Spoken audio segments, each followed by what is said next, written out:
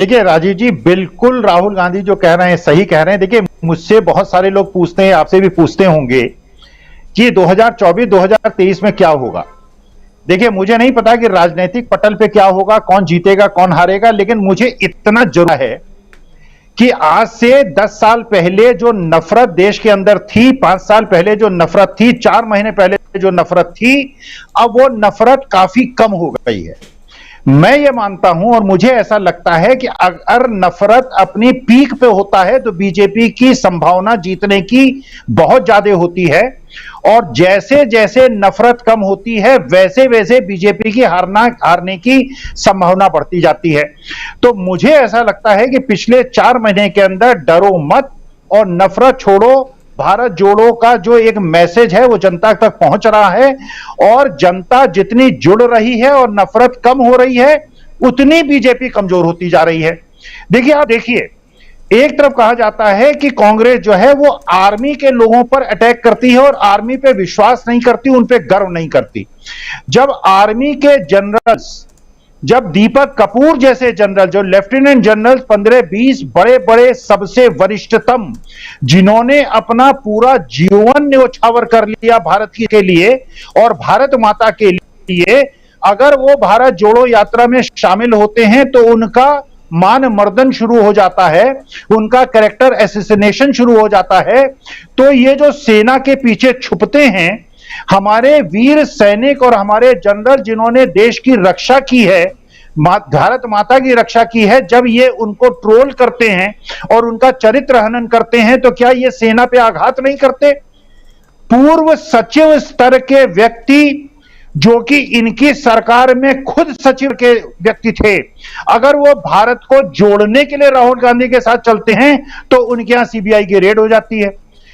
तो वार्ता में जो ये करते आए हैं, आज के तारीख में जो भी इन्होंने मापदंड और एक ऐसी एक छद्म हिंदुत्व इन्होंने खड़ा कर दिया था। असली हिंदू हम जानते हैं कि अकबर जो था, अब ये विवादास्पद नहीं है, लेकिन अकबर जो था ये कहते हैं वो हिंदू विरोधी था। अरे उनके नवरत्नों में 4 हिंदू थे।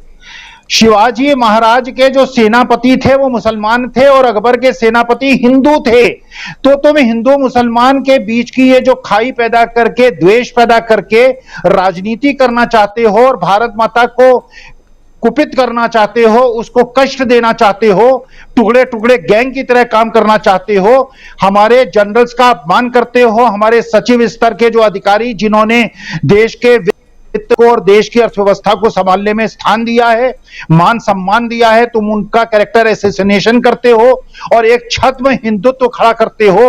और हमारे जैसे जो सच्चे हिंदू हैं, जो असली हिंदू हैं, हर हर महादेव हम कहते हैं, हम मानते हैं महादेव के सामने समकक्ष कोई नहीं। हर हर राजीव भी नहीं हो सकता, हर हर अखिल भी नहीं हो सकता, हर हर केवल महादेव हो सकता है। अगर मेरे महादेव के सामने तुम किसी नश्वर शरीर को खड़ा करना चाहते हो, अगर भगवान श्री राम को बचे और मोदी जी उनका हाथ लेके चलते हुए उन्हें उनके घर के ले जाते हो, मेरी सनातन की जो मर्यादाएं हैं, मेरे सनातन मन जो है उससे आहत होता है। हिंदुत्व की भावना को आहत मत करो। असली हिंदुत्व मुस्लिम, सिख, ईसाई, बौद्ध, जितने भी जैन, पारसी हैं, हम लोग एकता में विश्वास करते हैं।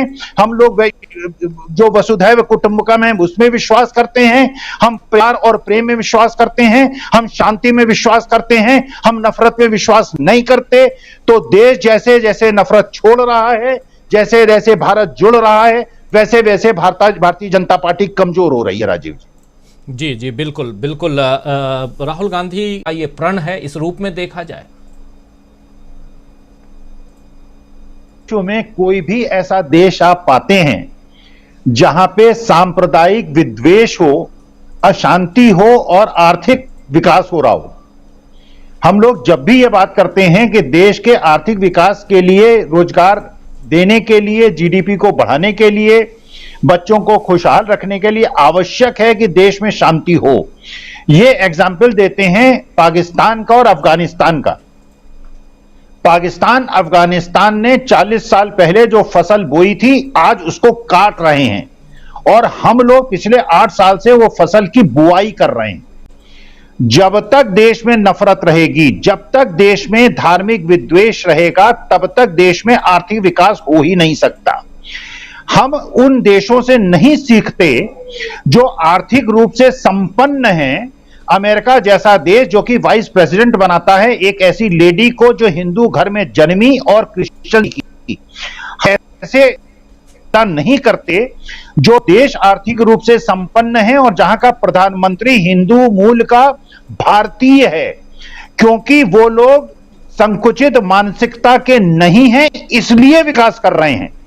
हमारा देश कभी भी संकुचित मानसिकता का देश नहीं था, इसलिए विकास कर रहा था। हमारा जीडीपी 4 साल से इसलिए गिर रहा है कि हम धार्मिक संकुचितता और धार्मिक विद्वेष की तलवार की धार पे चल रहे हैं। इसलिए हमारे देश का विकास तब तक संभव नहीं है जब तक देश में नफरत खत्म नहीं होगी।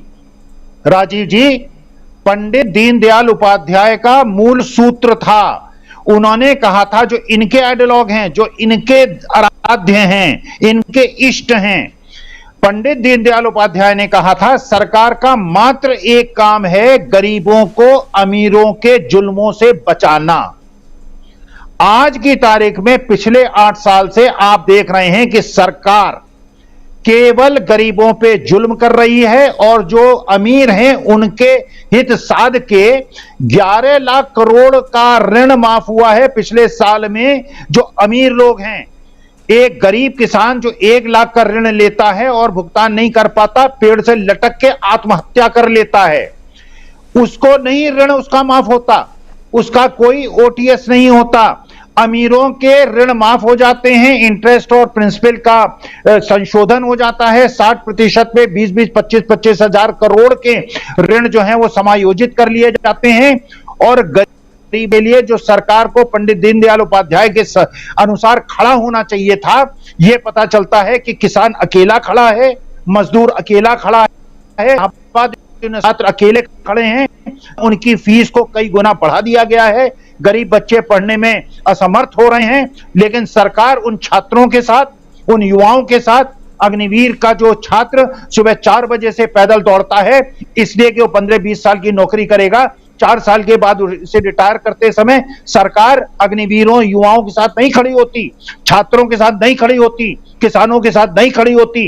लेकिन जब अमीर पूंजीपतियों के लाखों करोड़ों के ऋण माफ करने की बात होती है तो रेड कॉर्नर नोटिस को हटाकर उनको विदेश भेज देती है और वहां जाके वो कॉफी पीते हैं। ये कैसे भारत माता का सम्मान है राजीव जी? जी बिल्कुल बिल्कुल, सम्मान की बात तो, और उसमें भी जो कुछ चल रहा है उसी पे चर्चा हम दोस्तों कर रहे हैं। और खासकर राहुल गांधी ने आज एक खुला खत देश के नाम लिखा है और उस खत पर हम चर्चा कर रहे हैं, उस चिट्ठी पर हम चर्चा कर रहे हैं और समझने की कोशिश कर रहे हैं कि क्या आने वाला जो वक्त है और उसकी भविष्यवाणी कर दी है राहुल गांधी ने। क्या डर, नफरत, इसके खिलाफ जो लड़ाई राहुल गांधी